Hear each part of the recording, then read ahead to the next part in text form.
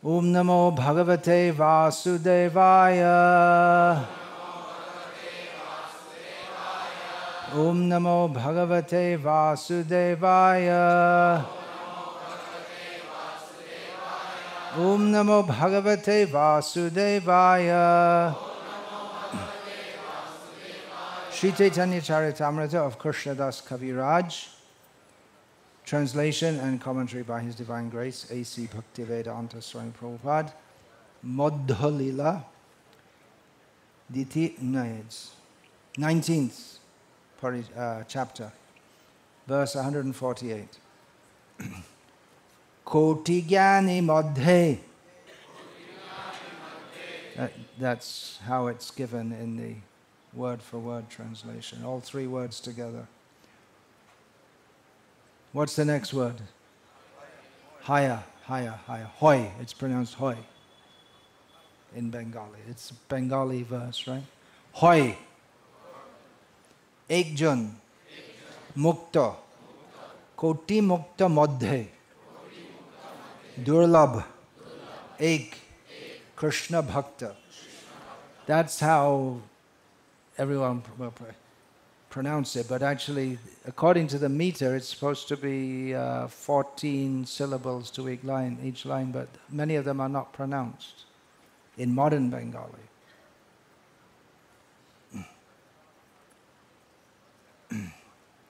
Koti Gyani Madhya Hoy Ekjan Mukta. Koti Mukta Madhya Durlabh Ek Krishna Bhakta.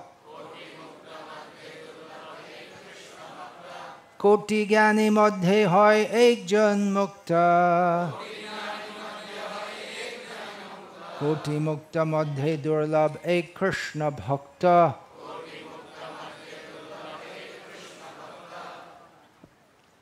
Please.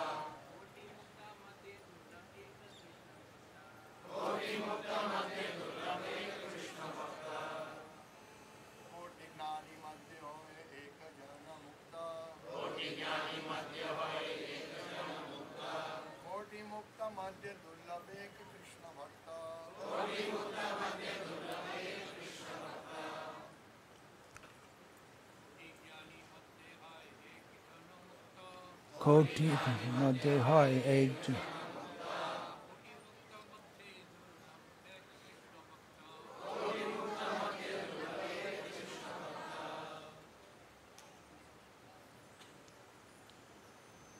Any ladies like to chant, please?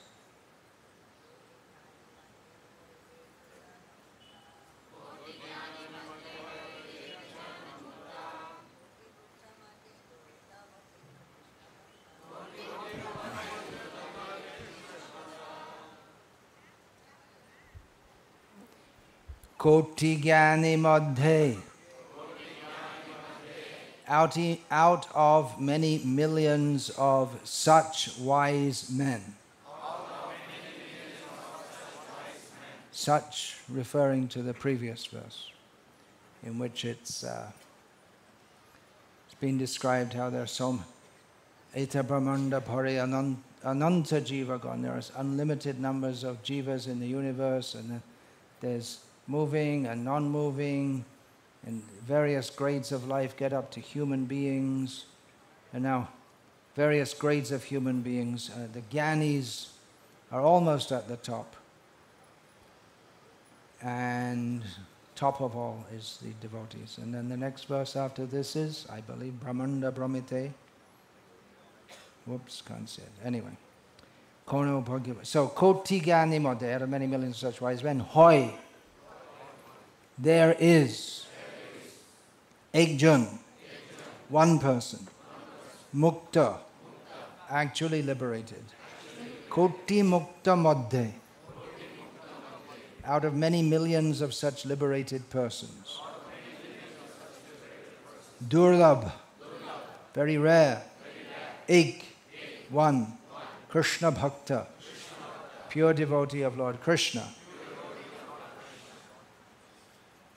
Out of many millions of such wise men, one may actually become liberated, mukta. And out of many millions of such liberated persons, a pure devotee of Lord Krishna is very difficult to find. Purport. In Srimad Bhagavatam it is said that due to their poor fund of knowledge, the Gyanis are not actually liberated. How does that verse begin? Anyone? Ye ne ravindaksha vimukta maninas. They think they're liberated, but they're not really liberated. They simply think that they are liberated. The perfection of knowledge culminates when one comes to the platform of knowing the Supreme Personality of Godhead. Brahmeti paramatmeti bhagavaniti shabhyate. The absolute truth, Satya Vastu, is described as Brahman, Paramatma and Bhagavan. Knowledge of impersonal Brahman and the Supersoul is imperfect until one comes to the platform of knowing the Supreme Personality of Godhead. It is therefore clearly said in this verse, Koti mukta madhe durlabh ek Krishna bhakta. Those who search after the knowledge of impersonal Brahman or localized Paramatma are certainly accepted as liberated, but due to their imperfect knowledge, they are described in Srimad Bhagavatam as vimukta maninaha. Since their knowledge is imperfect, their concept of liberation is imperfect. Perfect knowledge is possible when one knows the Supreme Personality of Godhead. This is supported by Lord Krishna in the Bhagavad Gita. Bhuktaram yagyatapasam sarvaloka maheshwaram suhridam sarvabhutanam nyatva mang shanti mritchati. A person in full consciousness of me, knowing me to be the ultimate beneficiary of all sacrifices and austerities, the Supreme Lord of all planets and demigods, and the benefactor and well-wisher of all living entities, attains peace from the pangs of material miseries. Research is going on for the karmis, jnanis and yogis, but until the search is complete, no one can attain peace. Therefore, the Bhagavad Gita says, Gyatva mang shantim richati. One can actually attain peace when he knows Krishna. This is described in the next verse. Which is Krishna Bhakta Nishkama Taiv Shanta. Bhukti Mukti Siddhi Kami Shokali Ashanta. Om Jnana Timirandhasya Jnananjana Shalakaya Chakshurin Militam Yena Tasmai Shri Gurave Namaha. Nama Shreshtham Manamapi Shachiputram Atra Swarupam Rupam Tasyagrajamurupuring Matarim Goshtavatim Radha Kundam Girivaramaho Radhika Madhavasham Prapto Yasya Pratita Kripaya Shri Gurum Tam Natosmi Vandeham Shri Guru Shri Atah Padakamalam Shri Gurun Vaishnavangscha Shri Rupam Sagrajatam Sahagana Raghunatan Vitam Tam Sajivam Sadvaitam Savadhutam Parijana Sahitam Krishna Caitanya Devam Shri Radha Krishna Padan Sahagana Lalita Shri Vishakhan Vitanscha. Hare Krishna, Krishna Krishna, Hare Hare. Hare Rama, Rama Rama, Hare Hare. Can you leave it there? I might need it on. I prefer to look at it. So out of many millions of jnanis, one may be liberated. And out of many millions of such liberated persons, one might be a devotee. Krishna Bhakta. Or Srila Prabhupada gives here, pure devotee. So where are all the millions of Gyanis? Where are they? Where's even one? If we take a Gyani to be someone who tries to come to the spiritual platform by the process of knowledge, pragyanam brahma, wisdom is spiritual, something like that. Or neti, examining. No, not that. No, not that. Not this, not this, not this, not that. And not many. Not here in Srirangam anyway. Although on Harinam yesterday I did see a poster of the... Did you see that? Chandrasekharendran? Someone had on the board outside the house. What was it said? Did you look and see? No, you're absorbed in Harinam, but you did see it. Saw some poster. Not many Mayavadis around here. All glories to Sri Ramanujacharya. It seems that nowadays there are more devotees than Gyanis. At least there are more who are seriously committed to a life of Krishna consciousness than there are who are seriously committed to a spiritual life of impersonal searching. I'm not sure if that's true actually, because if you take together all the sadhus in North India, and Ramanandis are somewhere in between, actually more over that side. But anyway, we don't find a lot of Gyanis. And Mukta seems to be very rare. And then who's going to be that one rare devotee?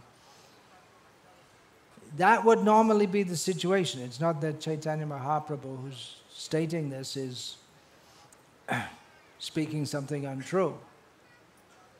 We're living in a very special time.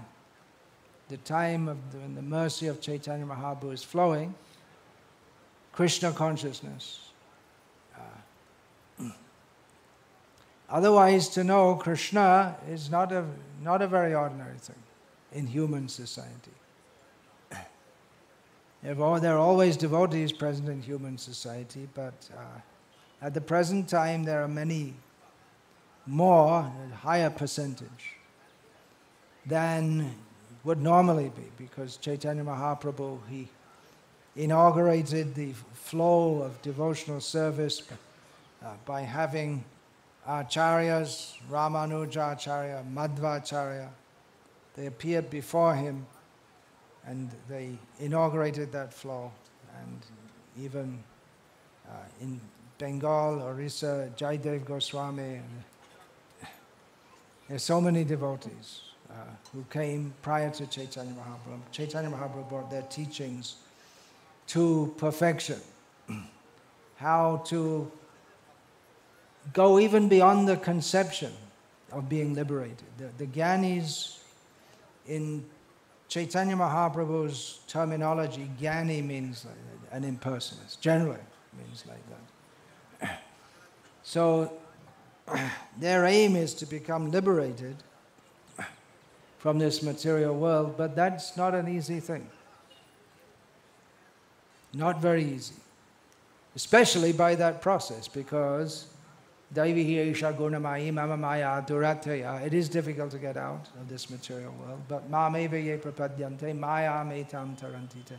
By surrendering, taking shelter in Krishna, then it's possible. And if one doesn't take shelter of Krishna, then it's very difficult to be liberated. But pure devotional service derides even the concept of liberation. This is one of the 6 symptoms of pure devotional service. Srila Rupa Goswami, in his thesis, Bhakti Rasamrita Sindhu, once in the beginning establishes what's he talking about? What's the subject here? He's talking about bhakti rasa. What kind of bhakti? He's talking about pure devotional service, which has 6 symptoms, one of which is moksha laghutakrita. It makes this liberation, which is very difficult to attain, makes it seem like something insignificant. What is very difficult to attain? From our something we can relate to maybe more easily. To become a dollar billionaire, to have $1 billion, it's not an easy thing to attain. We can hardly expect out of the people who really make it their goal of life to be a billionaire, although you can subtract something from your bank account and make it more difficult to become a billionaire, put yourself $2,000 back by going to a seminar on how to become a billionaire, and they might tell you just desire it. If the power of desire, you can sit there desiring it all your life and you won't become a billionaire. It's another method of, the person who gives the seminars, they might become a billionaire, but no one else becomes a billionaire. They're cheating. It's another way of cheating. If people want something cheap. So it's very difficult to become a billionaire. How much money would you have to make being a billionaire seem something insignificant? Just like among materialistic people, if someone is middle class with their own house and they're working as a lawyer or a doctor or something like that, then they consider socially very insignificant a street sweeper. Right? So he's just insignificant. So how much money would you have if you went into a room of billionaires and you think like that about them? There would be a lot of money. Who can imagine? Is there anyone in this world who would go into a group of billionaires and think of them all as insignificant? I don't know. I don't move in that kind of company, nor do any of you. But it's just giving some idea how exalted is the position of pure devotional service. Must be difficult for a multi-billionaire to relate to others. If you can't, just like the ordinary middle-class person, they don't relate with a sweeper in the street. They have a different kind of mentality and outlook and social group. So a billionaire doesn't relate with ordinary people like us.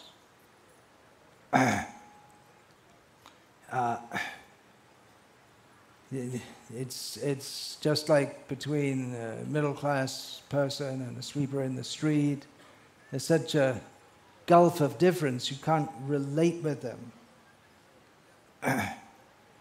So we're aiming at pure devotional service,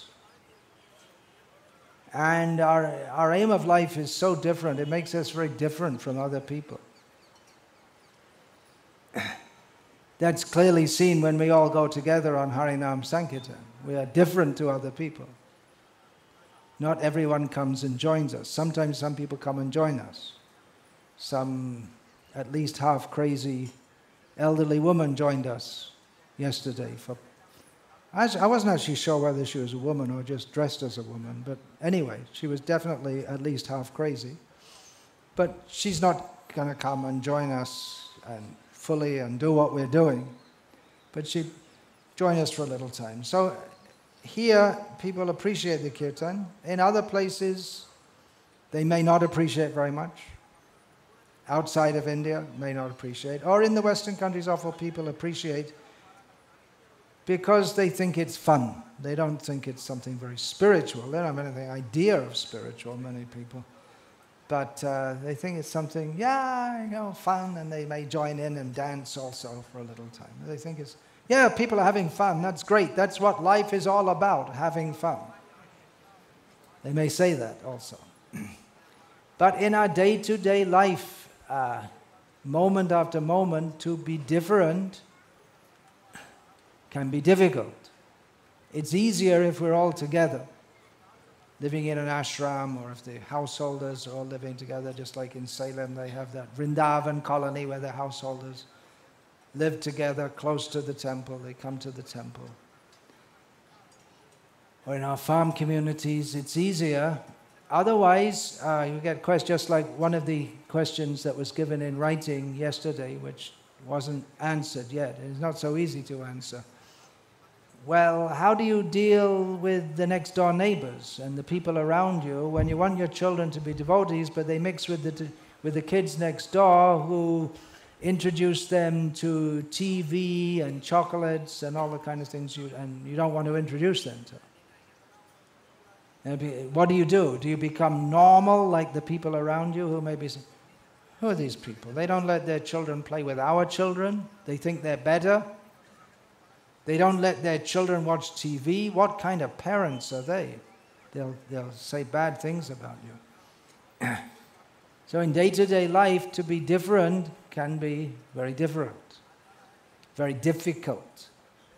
At the same time, we have to keep the ideal. If we want to be normal, then what's normal in this material world? Punarapi jananam, punarapi maranam. That's normal, getting born and dying again and again and again. It's not normal to make the effort to come out of that. Just like someone, if they don't eat the same food as the other people around them, or they don't have the same values as the people, it can be very difficult because social pressure is very strong. Srila Prabhupada often gave the example that if you associate with drunkards, you'll become a drunkard. Why is that? Anyone here like to become a drunkard? I don't think so. You wouldn't be here if you wanted to be drunkards. In India, drunkard means someone who drinks alcohol. That might seem axiomatic. But in the West, it doesn't mean someone who drinks alcohol, because everyone drinks. It means someone who drinks too much too often. And in India, it means someone who drinks it sometimes, or often maybe also. Just to drink it, they're called it. And if you're not committed to not drink alcohol, and you do drink alcohol sometimes, in India called a drunkard. So if you associate with drunkards, you'll become a drunkard because the social pressure, you don't want to feel different. And everyone, they'll say, come on, just a little drink, what's the harm? I've been doing it all my life.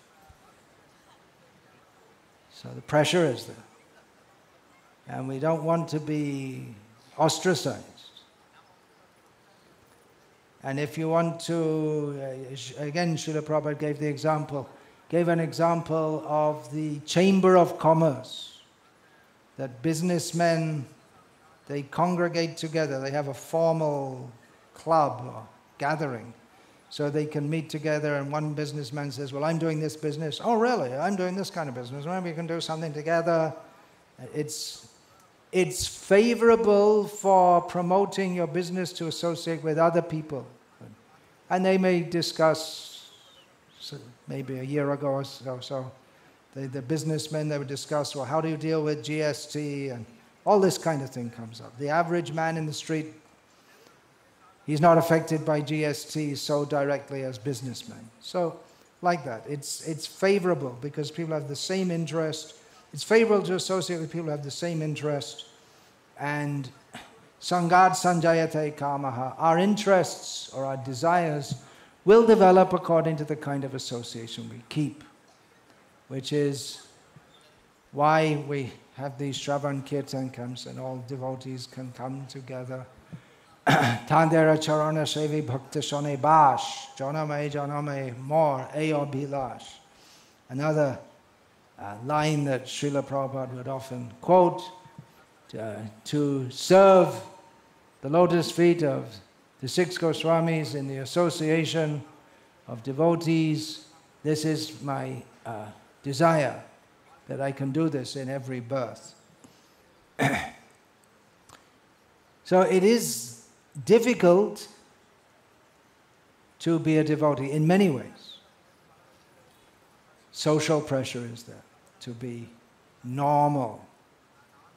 Why aren't you normal?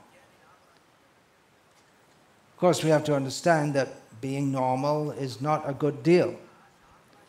Being normal means we're miserable in this life and miserable on into the future.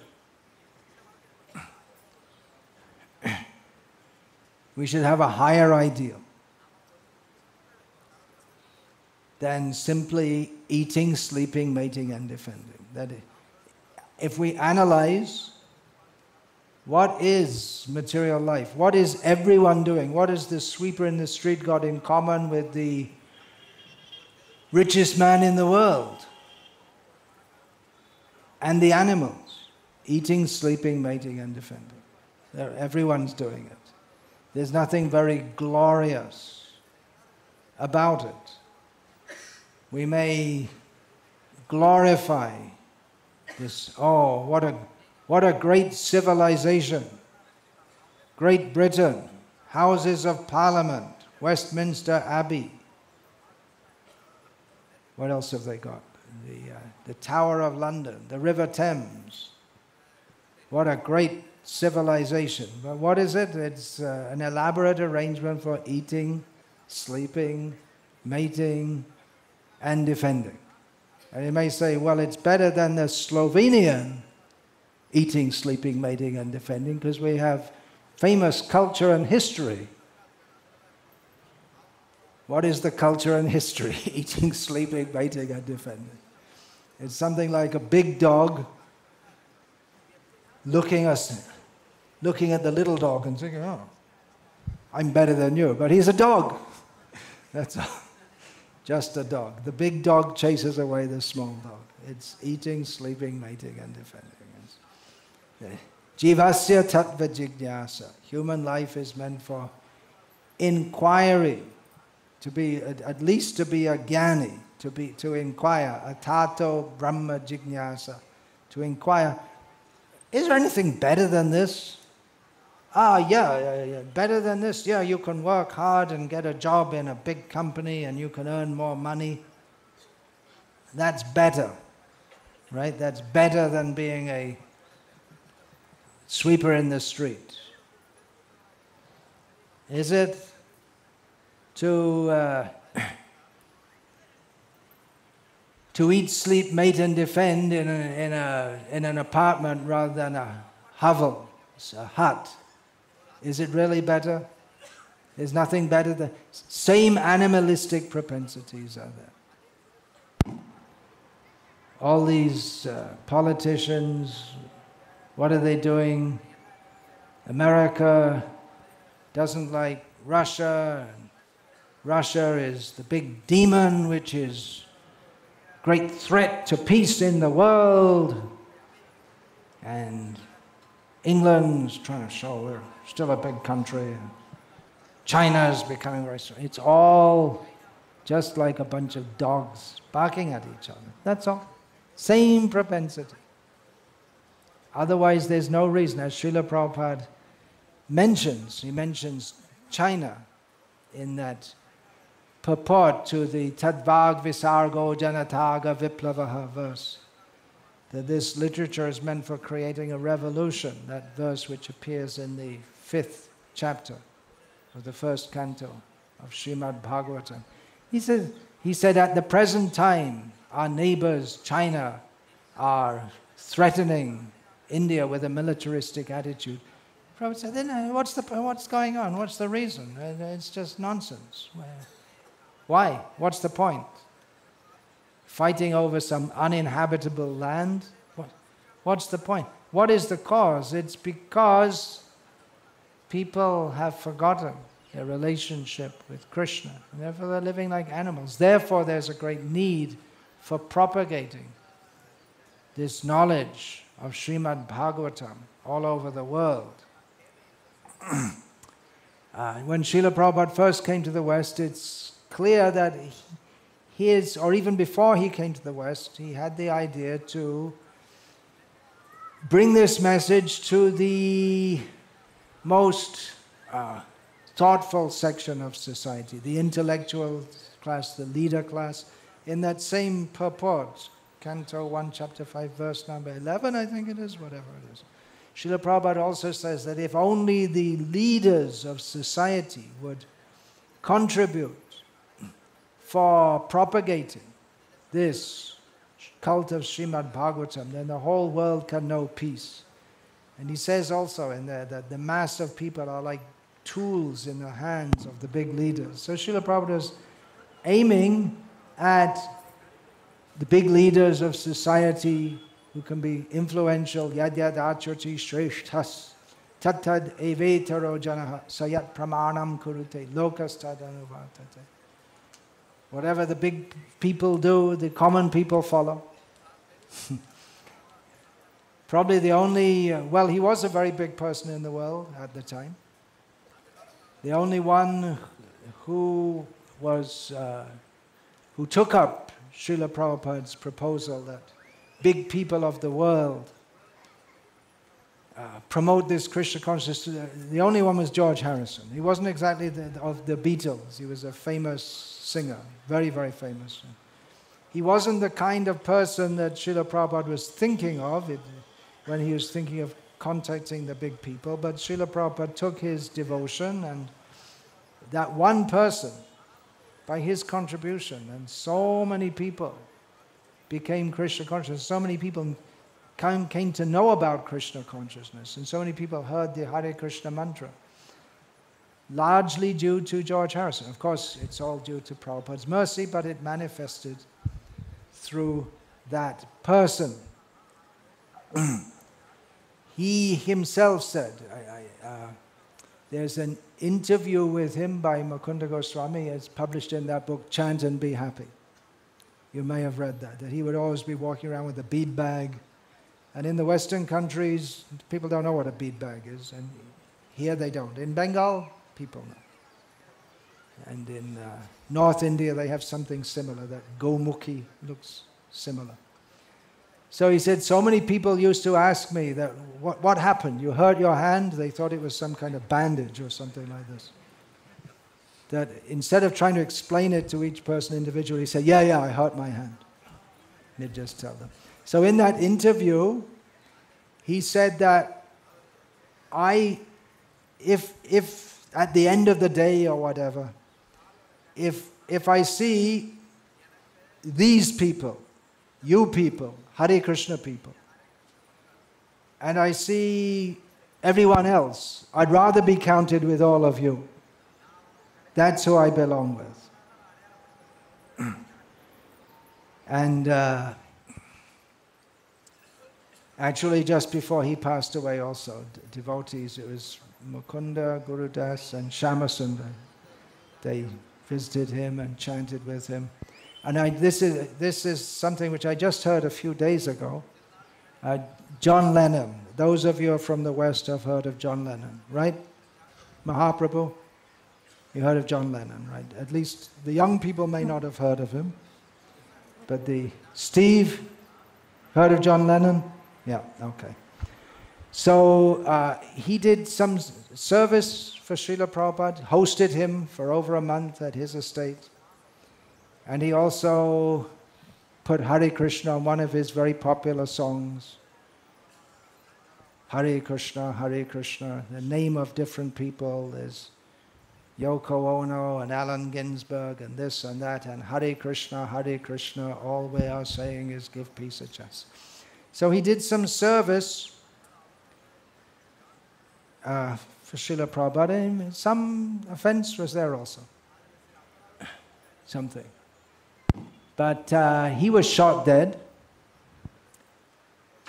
When he was shot, he was brought to the nearest hospital, and it just so happened that a devotee had brought his child to the hospital at the same time. So John was still alive when he was being wheeled face down, and this devotee saw him, and John Lennon's wife said, John, the Hare Krishnas are here, because in those days devotees, they went everywhere. There's no idea to go anywhere except in the dhoti or sari and tilak, and Yoko Ono said, "John the Hare Krishna," and he died. Prabhupada's mercy. He arranged that. Otherwise, he was a long way deep in Maya. But Prabhupada arranged that he could chant or hear the holy names. Just before he died. So that devotee was there, he was dressed like that, and everyone could understand he's a Hare Krishna. He's not normal.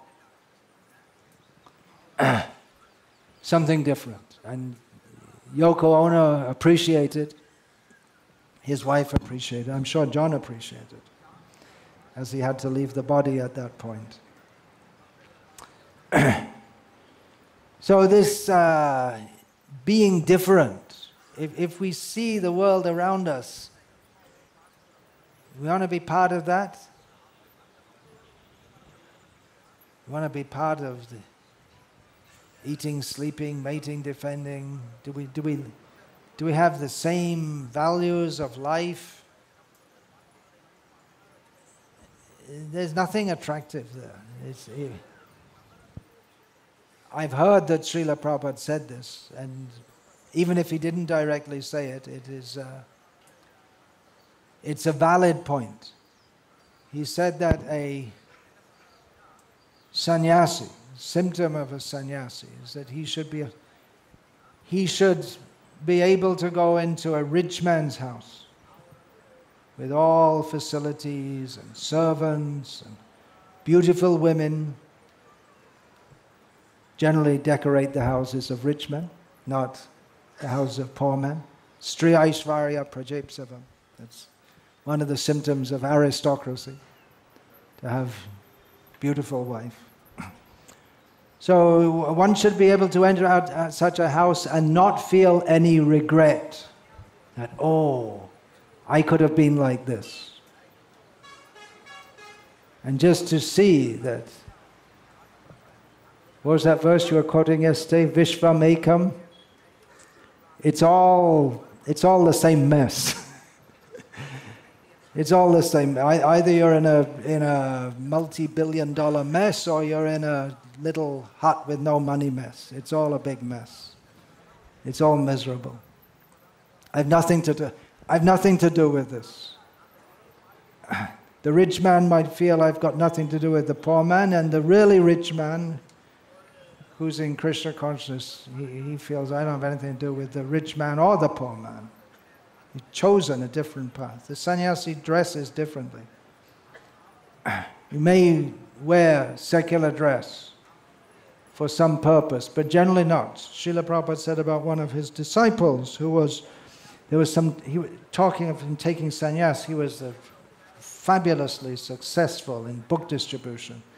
And Prabhupada, he later gave him sannyas, but first he discouraged it because he said he has to distribute books, and Srila Prabhupada had authorized that the devotees in the West do that wearing regular Western dress. And Srila Prabhupada said that he commented that might not be very suitable for a sannyasi. He always has to show that he's a sannyasi, he's different. He's living a different life, and people will treat him differently, accordingly, which is relatively easy in Indian culture, more difficult in the Western world, but people have no idea how to relate to that. It may be more difficult nowadays for a Grihastha Vaishnava to go in dhoti. And not only difficult, they may, just like if you have to go in your job in some company, they may not allow you to go in dhoti, shikha and tilak. I've several times told this. This is about maybe 20 years ago. I was here in Srirangam.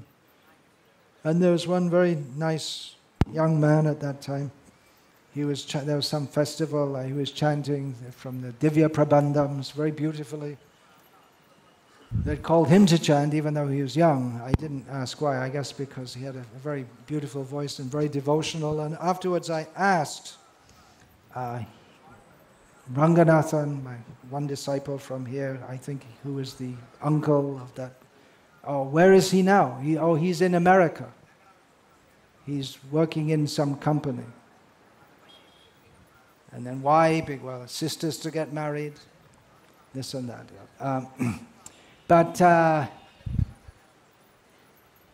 So I said, well, he's still able to follow everything in America? Yeah. He goes to work with his tilak and his big shika and everything. Then he got transferred back to India, and they wouldn't allow him. In America, they allowed him to go to work with his shika, and not in India. They wouldn't allow. There are more Westerners than the West. So it can be difficult to be a devotee, just even socially. But we have to stick to the ideal, knowing that what are we doing? Why are we doing this? Why have we all come here? It's a holiday, right? For everyone it's a holiday. I recently read something, how someone had come to India first of all, and you don't see that many Westerners in India. Maybe you see in Delhi or Goa or somewhere. In Srirangam you'll see a few. We saw some yesterday taking photos of the Harinam, but generally you don't see many foreigners. So someone had written, when I first went to India and I saw among all the shops there are so many, it was written tourist agency. I thought, why are there so many tourist agencies when there are so few tourists? People from the West are tourists. But then he came to understand that in India, tourism, I guess it comes from the word yatra and yatri. Yatra means you go on a journey, and a yatri means someone who goes on a journey, so I guess that got translated as tourist. And where do you go? You go to Srirangam and Badrinath, and it's all pilgrims. So the tourist agency is for arranging bus services to Srirangam and booking your hotels and things like that. So you haven't come here for it's not just a holiday. And for Indian people in general, when they go to a holy place, it's not just for a holiday. The whole culture, this is part of the culture that's still going on. The people, when they go somewhere with their family, they go to a holy place. Now, gradually, they're trying to introduce, just near to our temple, just in Chennai, they have that water park and all this kind of thing. But the culture is there, you go to some holy place. You specifically come here to hear and chant about Krishna in the association of devotees. That is glorious. That you're going on with your day-to-day life, but your aim of life is looking up. Om Tad Vishnu Paramam Padam Sada Pashyanti Suryayo. The godly people, they're always looking up to the lotus feet of Lord Vishnu. In the spiritual world, they have a higher ideal. You're not living just for eating, sleeping, mating, and defending. That's going on. In family life, there has to be some kind of defending also, at least defending your children. But the aim of life is Krishna, high ideal. I can say about my own life that I felt dissatisfied. I didn't want to be part of that society.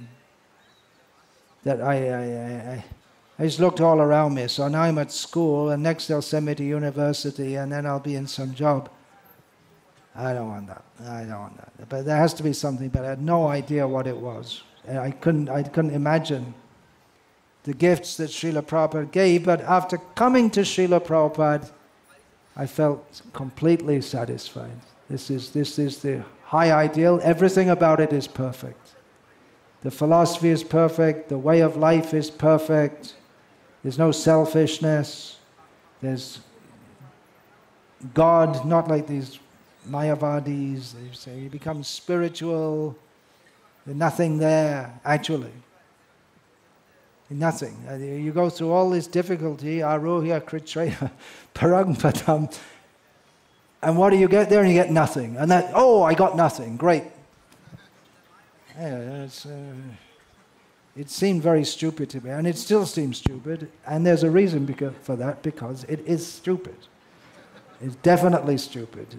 However, philosophically, it's attempted to be explained. So Srila Prabhupada gave all of us, there's no lacking, there's no defect, there's nothing we have to cover up, there's nothing we have to be ashamed of. It's perfect life, perfect aim of life. And it's tough also. Difficulties, no doubt. This, I was saying about the tourism agency.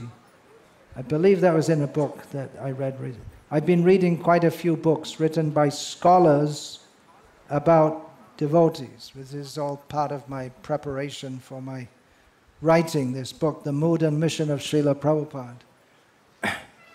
So all of them, all the scholars who have studied ISKCON and taken time to seriously study and not just make a few snide comments on the side, but actually live with the devotees and talk with them, they all recognize that it is an austere and difficult life. And they usually, at least in the beginning of their writings, they make a statement like that. And they don't go into any detail. They say they have to get up at 4:30 in the morning, and that's enough to convince everyone that it's a difficult life. And they don't eat. That struck me when I first joined. You get up at 4 o'clock in the morning, they don't give you anything to eat till 9 o'clock. Because you're used to get up and brush your teeth and eat. It's the first thing you have to do, right, when you get up in the morning. So it's a difficult life. They recognize that. And all the scholars that I've studied, except the ones who were devotees and went away afterwards, some of them who are cynical, they all recognize that it's a difficult life. It's a voluntarily accepted, austere life, and they have some respect for that. And they also, all of them, I mean, how many have I read? 6 or 7, something like that. They also all feel that the movement will go on due to the level of commitment. They feel that there's something substantial that the devotees have got. And they compare it with other groups who, there's nothing there. You go to some group and you chant some mantra and you go on with your life just the same as it is, except you do a little so-called meditation in the morning for 15 minutes, and there are no restrictions on your diet or your life, and there's no particular aim of life. So they thought that the movement will go on because of the high level of commitment. And actually, sometimes in discussing with God brothers about the differences between ISKCON then and ISKCON now, is that then there was a very high level of commitment. That was just normal and accepted. That anyone who takes to Krishna consciousness, you just give your life in all respects. Whereas nowadays it's quite possible to be a devotee and live at home, come to the temple once a week, once a year, in some cases, on Janmashtami, or maybe not even at all. You may be part of a Namhata group that has a policy of not going to the temple at all. And you get on with your life and you chant Hare Krishna, and no one's really pushing you to become more advanced or to do anything for the movement. And you go on yatras like this once a year or twice a year. So the commitment level in general has gone down. That's commonly observed, but we might think that, well, that's inevitable as we've expanded from being a monastic movement, an ashram-based movement, to being a congregational movement. It's inevitable as we bring in. You bring in more quantity, especially devotees who, due to circumstances, they can't commit themselves fully. They have so many worldly responsibilities. So the quantity increases and the quality decreases. And another reason for that might be that, well, in youth, it's easy to, because almost all of Srila Prabhupada's disciples were young. The average age of Srila Prabhupada's disciples when they joined must have been 21, 22, something like that. Very young, maybe even younger. I fell in the door, got accepted at the age of 18. And there was others younger than me also, joined younger than me. Basu Ghosh was younger than me. I think he was 16 when he joined. There are others even 14, like that. So sometimes said it was very easy to be idealistic in youth, but then later on, when worldly responsibilities come and you don't have so much energy and you see the realism of the world all around you, then you become more realistic. And of course, most of Srila Prabhupada's followers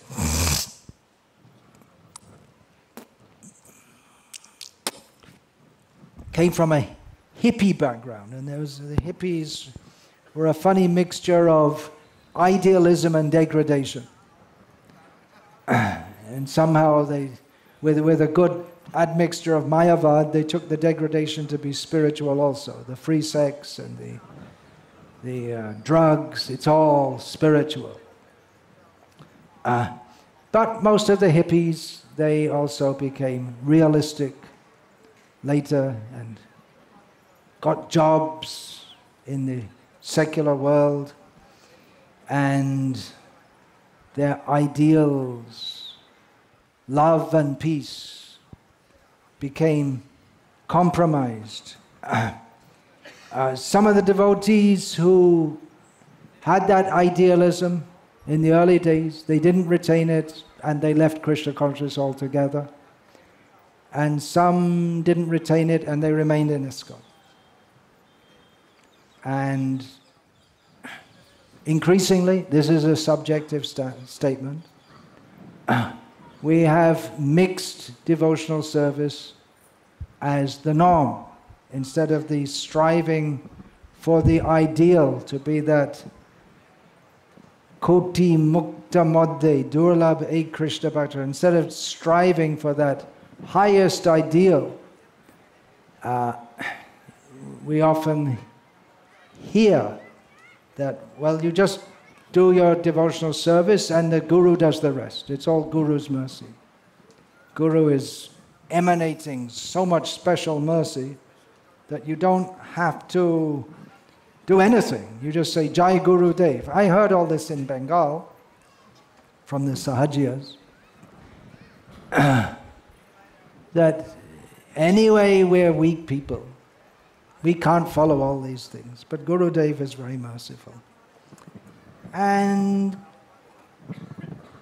kirtans, which seem to be more for musical enjoyment than actually glorifying Krishna, and camps like this in which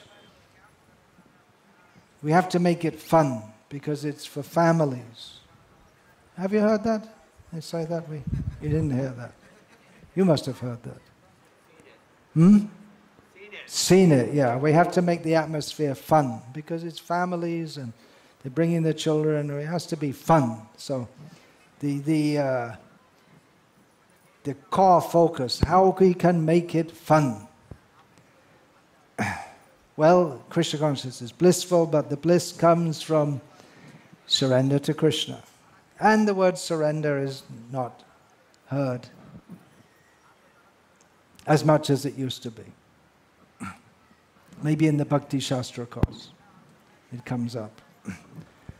So again, I'm making a subjective statement, talking about myself. It's just as in my youth I couldn't relate to everything going on around me and how mediocre and useless it all is. You can fill in the next sentence yourself. What I feel like now.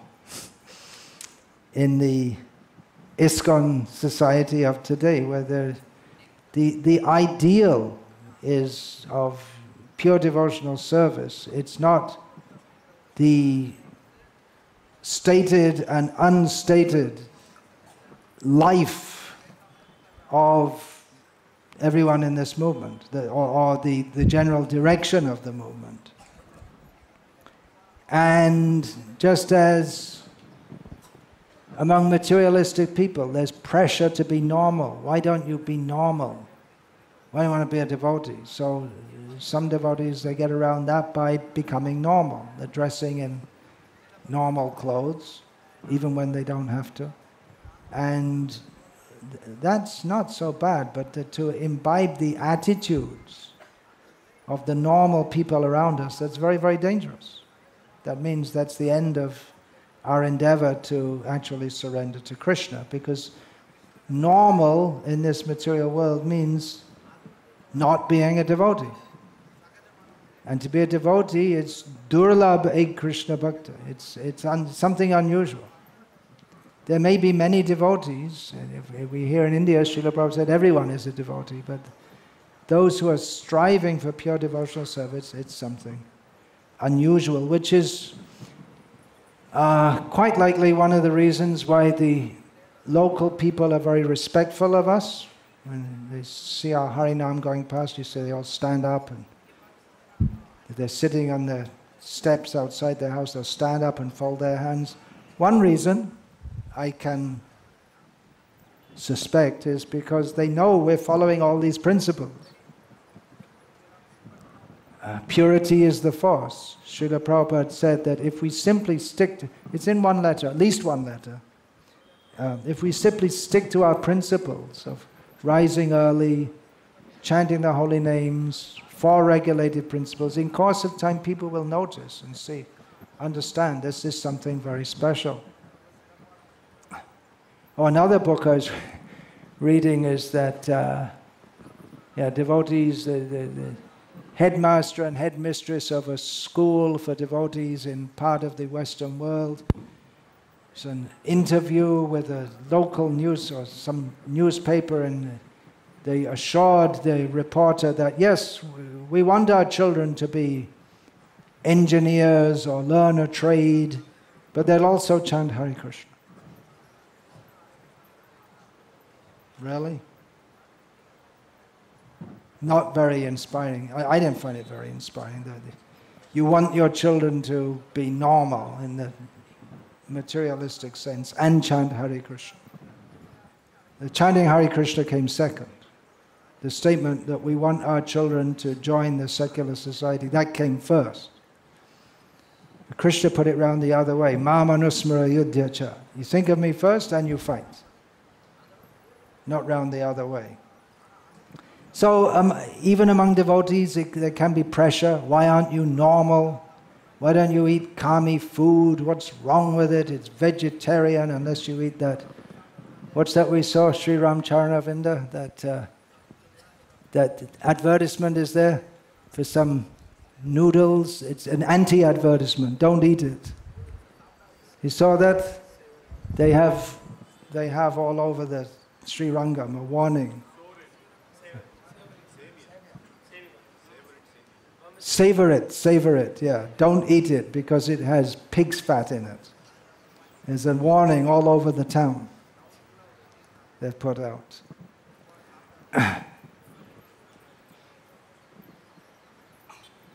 So what's wrong with it? Well, it blocks pure devotion. Bishoyer anna kaile, dushta hoiman. The mind becomes contaminated by eating food given by non-devotees. Why don't you, not only why don't you, excuse me saying, but I have heard it related to me. Not only why don't you use contraceptives, but you should. Not only just negatively stated, but like an injunction. You should. Encouraging sinfulness. We have to be realistic. No.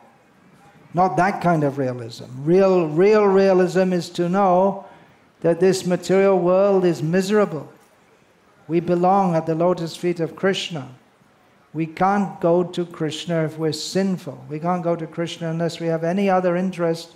If we have any other interest than to serve Krishna, we don't go to Krishna. And it's not the science of devotional service, Bhagavat Tattva Vijnanam, that we just mix up our Krishna consciousness with a hefty dose of Maya and say, Guru Kripa Hi Kevala. Guru's mercy is all in all. This is the Sahajiyas, they say such things. And then there's no end to it, the degradation. And then the Guru just delivers you. And then the Gurus also. The Gurus I saw in Bengal, the traditional Gurus, they're eating meat, and not meat, fish. And in some cases, so I have heard, anyway, I won't get into detail. It's horrible. Because why should they be any different? When there's a whole philosophy going around that Krishna is very merciful, he will deliver you. Guru is very merciful, so I'm a guru and my disciples are all eating fish. They don't even think whether they should or not. It was a great shock when I was traveling in Bangladesh in the 1980s, village to village. We tell people don't eat fish. What? They never heard such a thing. They'll chant Hare Krishna for hours on end, but they never had any idea that there's anything wrong with eating fish. And that may be in our movement, the way, because people join, not fish eating, but other things like sense gratificatory devotional service. That's what Krishna consciousness is. And what happens when you read Prabhupada's books? Then you don't read Prabhupada's books because there's so many other books, and who cares for books anyway? Books are for distributing, not for reading. So it may be difficult for all of us to be Krishna conscious in such an atmosphere, unless we have a strong resolve to not be like that. It was, in that sense, it's very easy when we first joined, because devotees were so different to the non-devotees, or the karmis as we used to call them, or demons. We just call them the demons, the demoniac society. So the difference, it made it very easy for us to identify, just like George Harrison said, if I have to choose between this and that, I'll choose the devotees. But nowadays, if you choose this and that, there might not be that much difference. That's dangerous. So to keep a very strong sense of identity, that I belong in the society of devotees, it may be difficult. Increasingly so here in India, where there is a high degree of acceptance on one hand, because people, if you say, oh, I went to Srirangam, I attended some satsang, people think that's nice. But if you don't allow your children to watch TV, you don't give them coffee or tea, they think that's not nice, that's too much. So it's mixed. There's some acceptance and not acceptance. And it can be difficult for us to resist that pressure. So how do we do that? One way is to come to this camp and get charged up with the conviction that this is how we have to live our life, and to throw yourself into devotional service. If we're trying to be halfway, we'll end up more than halfway the other way, because Maya is very strong. And that in itself is part of Maya's tricks, to think that we can be halfway. and just go on like that, as if we have strength to resist, of our own to resist Maya. Another way is to pretend that we're in Krishna consciousness when actually we're in Maya. And we all do that to some extent. But to give ourselves as fully as possible in our circumstances. Again, in family life, there are so many material commitments, but our life should be centered on Krishna in very real and practical ways, not just by saying. Just like, for instance, we have this book distribution marathon. Everyone can partake in that. We have courses in the temple. You can come, take part in that. It's very difficult sometimes because there's social pressure, but we have to choose. What do we want? Do we want to stand on this side with the devotees, or do we want to stand with the non-devotees? We can make a decision which will make the whole thing much easier, which is to move to one of our farm communities, or for young men especially who are unmarried, they could join our ashrams. That one decision makes everything easy, much, much easier. And like I say, we have a Vrindavan colony there in Salem. You can join there. And in that colony, it's just the opposite, because outside everyone has a TV, and in there no one has a TV. And even if you want to have a TV, you won't be allowed to have a TV. There's no one eats kami food, I hope. So being together with devotees, it's very helpful. It is possible to practice Krishna consciousness without getting much association, but that association is very conducive to spiritual advancement. So we're all trying for a very high ideal, to get to that very rare position of pure devotional service, which by Chaitanya Mahaprabhu's mercy has become very easy compared to previously, but because we're very weak beings of Kali Yuga, we think it's it seems to be very difficult for us. So, yeah, it's difficult. In some ways, Krishna consciousness is very easy. It's very easy to chant Hare Krishna. It's a much easier process of realization than was available in previous ages. But it is difficult. We should know that, and at the same time, understand why we're doing it, remain committed to it.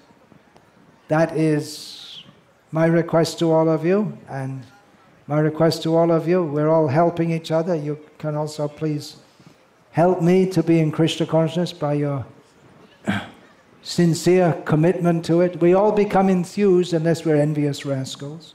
We all become enthused when we see devotees who are advancing in Krishna consciousness and taking it very seriously, going forward. We become enthused and we think we want to be like that. So thank you for taking Krishna consciousness very seriously and giving me some enthusiasm also. Vancha kalpatarubhyascha kripa sindhubhya evacha patitanam pavanebhyo Vaishnavebhyo namo namaha.